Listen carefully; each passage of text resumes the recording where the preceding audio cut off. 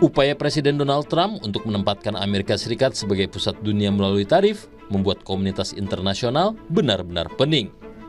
Mekanisme yang pada awalnya dilihat sebagai upaya untuk menyeimbangkan neraca perdagangan berubah menjadi alat politik. Saat banyak negara menunggu kesepakatan dagang, Trump memperlihatkan bahwa tarif juga bisa menjadi alat menegosiasikan kepentingan AS secara lebih luas. Tidak nyaman dengan BRICS dan sikap pemerintah Presiden Brasil, Luiz Inácio Lula da Silva yang dianggap tidak adil pada Jair Bolsonaro, mantan Presiden Brasil yang kerap dijuluki Trump kecil, membuat negeri itu diganjar tarif sebesar 50%. India pun demikian. Tarif impor sebesar 25% yang ditetapkan untuk New Delhi juga tak bisa dipisahkan dari faktor politik.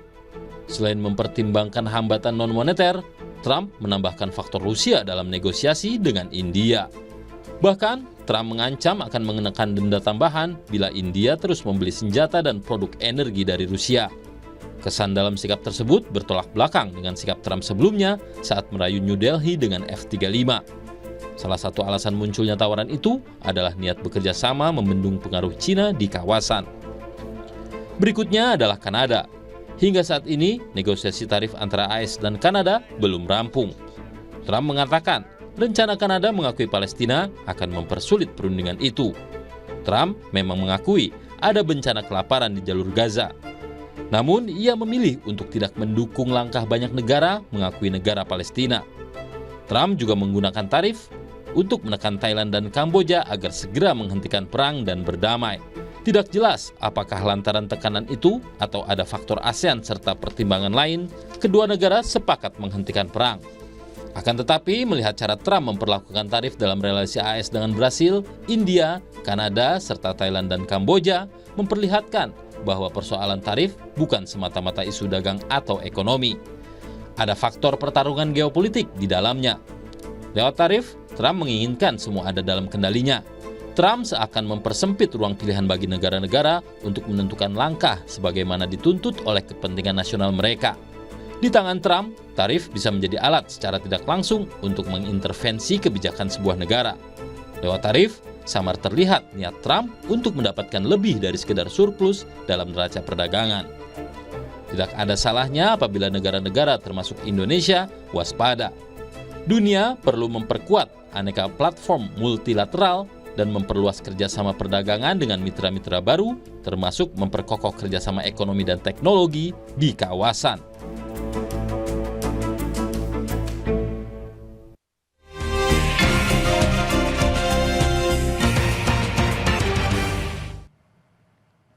Anda menyaksikan Ulas Kompas bersama saya, Claudia Carla. Hari ini saya akan mengajak Anda untuk melihat ada berita apa saja yang terbit di Harian Kompas edisi Sabtu 2 Agustus 2025. Kita ke informasi pertama saudara, di sini ada foto berita yang memperlihatkan Sekjen PDIP Hasto Kristianto dan juga mantan Menteri Perdagangan Thomas Trikasih Lembong. Di bawahnya ada artikel dengan judul yaitu Hasto dan Tom Lembong bebas. Dan Sekretaris Jenderal Partai Demokrasi Indonesia Perjuangan Hasto Kristianto keluar dari rumah tahanan Komisi Pemberantasan Korupsi pada Jumat kemarin sekitar pukul 21:22 waktu Indonesia Barat. Pada pukul 22:02 giliran bekas Menteri Perdagangan Thomas Trikasih Lembong atau Tom Lembong keluar dari rumah tahanan Cipinang, Jakarta.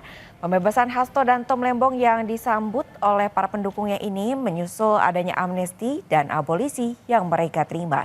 Sesaat setelah bebas, Hasto dan Tom Lembong mengucapkan terima kasih kepada sejumlah pihak, diantaranya Presiden Prabowo Subianto dan juga anggota DPR.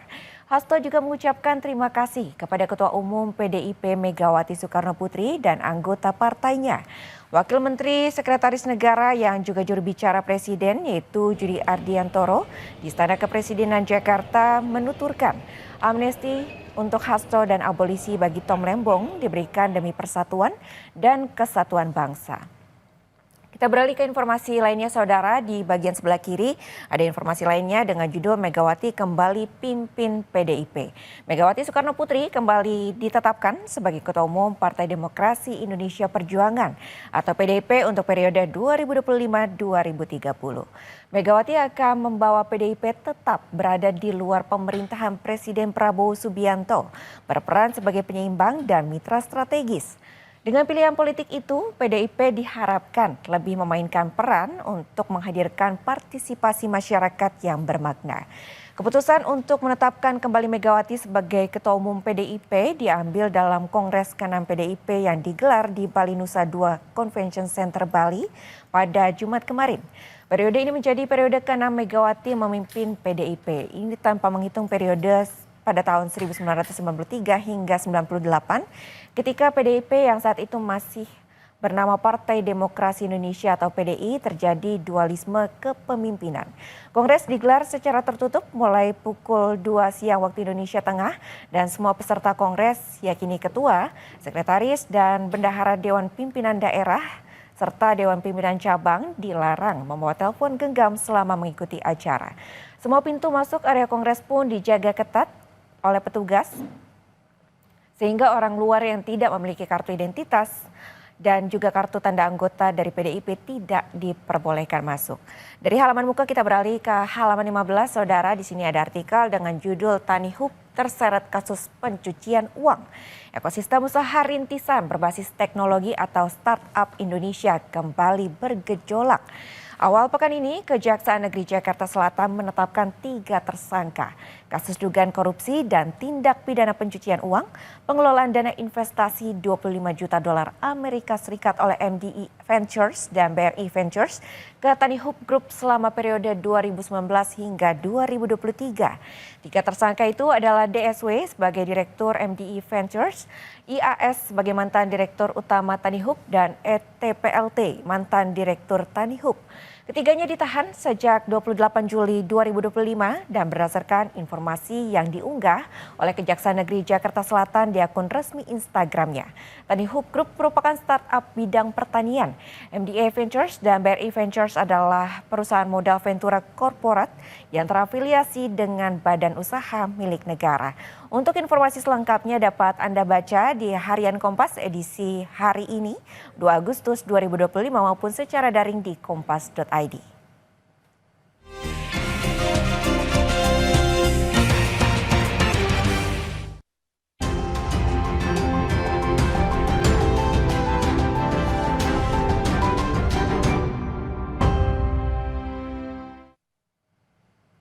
Saudara, kini saatnya kita simak situasi arus lalu lintas di kawasan Kota Tua, Jakarta Barat bersama dengan petugas NTMC Polri, Brigadir Yasinta. Selamat pagi Brigadir Yasinta, silakan dengan laporan Anda Brigadir. Ya baik, terima kasih rekan Farla di studio dan selamat pagi saudara. Kembali bersama saya Brigadir Yasinta dari NTMC Polri. Saat ini saya akan mengajak Anda untuk memantau langsung bagaimana kondisi arus lalu lintas terkini tepatnya di kawasan Kota Tua Jakarta Barat. Bisa kita saksikan bersama saat ini di belakang saya. Situasi arus lalu lintas di kawasan ini bertepatan dengan libur akhir pekan pada umumnya terpantau kondusif lancar di beberapa arahnya, baik dari Ancol atau Harmoni yang akan menuju Jembatan 5, begitupun arah sebaliknya. Hal yang sama juga terlihat dari Sunda Kelapa yang akan menuju Ancol maupun arah sebaliknya. Perlambatan kecepatan hanya terjadi saat menjelang traffic light sepanjang 200 meter ke belakang. Selepasnya kendaraan dapat melaju dengan kecepatan normal berkisar 30 hingga 40 km per jam. Diprediksi volume kendaraan akan terus meningkat hingga siang nanti, mengingat kawasan ini merupakan jalur arteri yang sering dilalui oleh kendaraan yang akan mengarah Ancol, Pantai Indah Kapuk maupun Tanah Abang yang merupakan pusat perbelanjaan dan juga berdekatan dengan sejumlah destinasi wisata masyarakat untuk menghabiskan momen libur akhir pekan. Sebagai jalur utama, kawasan ini tidak hanya menuju akses ke pusat grosir dan pasar tradisional, tetapi juga menjadi rute penghubung penting untuk menuju kawasan Gajah Mada, Glodok, dan juga Harmoni. Selain itu, adanya aktivitas bongkar muat di badan jalan, parkir sembarangan, serta tingginya arus keluar masuk kendaraan dari pertokoan sekitar juga menjadi faktor pemicu sering terjadinya ketersendatan di kawasan ini yang perlu Anda antisipasi. Untuk itu kami himbau kepada para pengendara yang akan melintasi kawasan ini, harap antisipasi juga adanya crossing bus Transjakarta dan pertemuan arus kendaraan serta penyempitan jalur imbas adanya proyek pembangunan MRT di kawasan ini.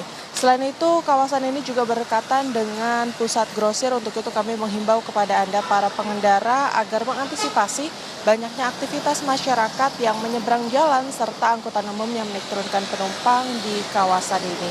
Sementara berdasarkan data Irasanas Korlantas Polri, angka kecelakaan lalu lintas di seluruh Indonesia selama 1 kali 24 jam terjadi sebanyak 215 kasus laka lantas dengan rincian 12 meninggal dunia, 17 luka berat, dan 145 luka ringan. Kami himbau kepada para pengendara agar selalu patuhi aturan dalam berlalu lintas demi terciptanya keamanan, keselamatan, ketertiban, dan kelancaran arus lalu lintas. Dan untuk informasi selengkapnya seputar arus lalu lintas terkini, Anda dapat menghubungi call center kami di 1500669 atau SMS center di 9119. Anda juga dapat mengunjungi website kami di korlantas.polri.go.id. Stop pelanggaran, stop kecelakaan, keselamatan untuk kemanusiaan, dan salam presisi. Demikian Brigadir Yasinta melaporkan langsung dari kawasan Kota Tua Jakarta Barat. Kembali ke studio, silakan. Terima kasih Brigadir Yasinta atas laporan Anda langsung dari Kota Tua Jakarta Barat. Selamat kembali bertugas.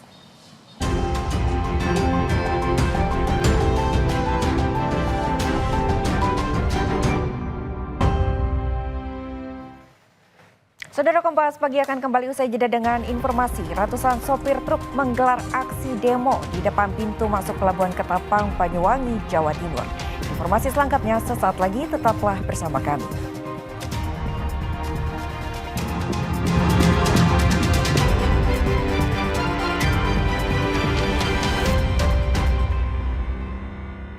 Aku Viva melewati 7 tahap nano purifikasi. Menjaga sejuknya kemurnian dari mineral baik dalam setiap tetesnya. Begitu sejuk di tiap teguk. Aku Viva, murni alami dari Wingsfood. Fuka Bupolo atau Pulau Buru, surga tersembunyi di Indonesia Timur yang tengah memperjuangkan kesejahteraannya. Kodim 15066 Lea bersama dengan pemerintah daerah dalam momen Tentara Manunggal membangun desa ke-125 berupaya menjawab asa masyarakat Pulau Buru. Cerita Militer Kodim 15066 Lea, Asa di Bumi Fuka Bupolo, Sabtu 2 Agustus pukul 3 sore.